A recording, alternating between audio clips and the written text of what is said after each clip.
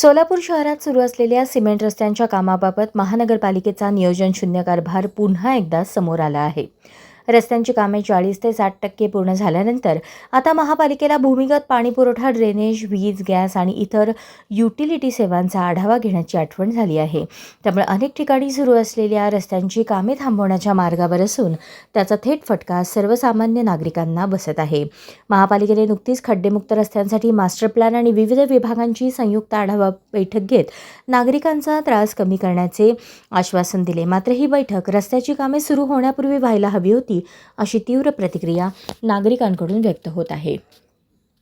काम सुरू करण्यापूर्वी संबंधित विभागांमध्ये समन्वय साधून भूमिगत सुविधांची पूर्तता केली असती तर आज तयार होत असलेले रस्ते पुन्हा खोदण्याची वेळ आली नसती. आता रस्त्यांच्या कामात व्यत्यय निर्माण होण्याची शक्यता वाढली असून कामांचा कालावधी लांबणार आहे. परिणामी धूळ, चिखल, वाहतूक कोंडी, अपघातांचा धोका आणि व्यापाऱ्यांचे आर्थिक नुकसान यांसारख्या समस्यांना नागरिकांना सामोरे जावे लागत आहे. या संदर्भात दिलेल्या निवेदनात महानगरपालिकेच्या नियोजन शून्य आणि विस्कळीत कारभारावर जोरदार ताशेरे ओढण्यात आले आहेत. काम सुरू करण्यापूर्वी सर्व विभागांची बैठक घेऊन पाणी, ड्रेनेज, वीज, गॅस आणि इतर भूमिगत सुविधांची पूर्तता करणे अपेक्षित होते. मात्र आधी रस्ते सुरू केले आणि आता आढावा बैठका घेतल्या जात आहेत.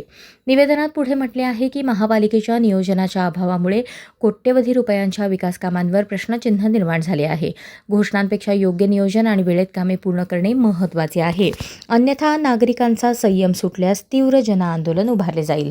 शहरातील रस्त्यांची कामे तातडीने पूर्ण करून भविष्यात कोणतेही काम पूर्ण करण्यापूर्वी सर्व विभागांचा समन्वय साधूनच नियोजन करावे, अशी जोरदार मागणी निवेदनातून करण्यात आली आहे.